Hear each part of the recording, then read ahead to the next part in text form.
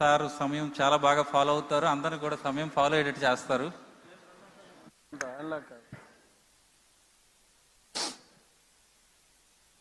వేదికను అలంకరించిన పెద్దలు శ్రీ నారా చంద్రబాబు నాయుడు గారికి, క్రిస్టియన్ మత పెద్దలకు, రాజకీయ నాయకులకు, ఇక్కడికి విచ్చేసిన క్రిస్టియన్ సోదరులందరికీ నా హృదయపూర్వక నమస్కారాలు.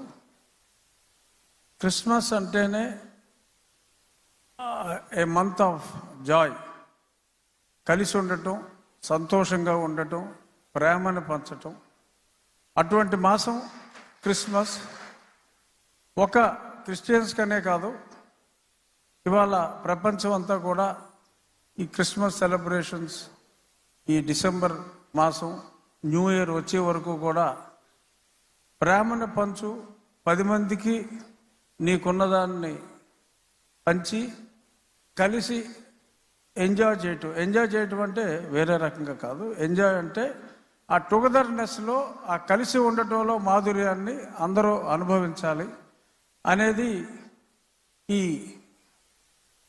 జీసస్ క్రైస్ట్ ఆయన పుట్టినరోజు సందర్భంగా ఎప్పటి నుంచో మనం ఫాలో అవుతున్నది.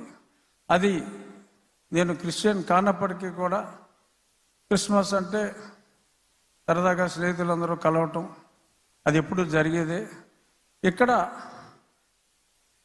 క్రీస్తు మతాన్ని స్వీకరించకపోయినా క్రీస్తు తత్వాన్ని ఫాలో అయ్యేది మా ముఖ్యమంత్రి గారు.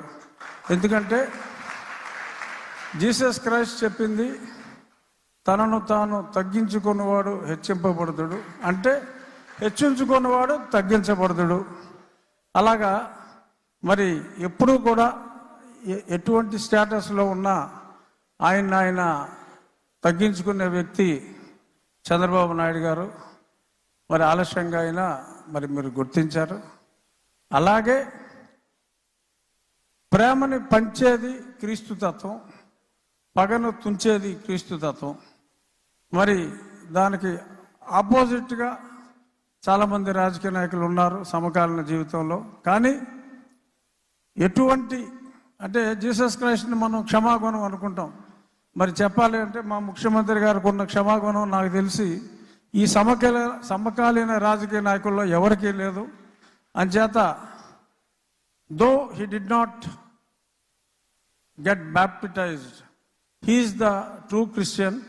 సో కాబట్టి మీరందరూ మీ గుండెల్లో జీసస్ క్రైస్ట్కి ఎంత ఇంపార్టెన్స్ ఇస్తారో ఆ తత్వాన్ని అలవర్చుకున్న మా ముఖ్యమంత్రి గారికి కూడా అంతే ఇంపార్టెన్స్ ఎప్పుడు మీ గుండెల్లో ఉండాలని మనస్ఫూర్తిగా కోరుకుంటూ, merry Christmas. Let us enjoy the Christmas till January 1st. Thank you.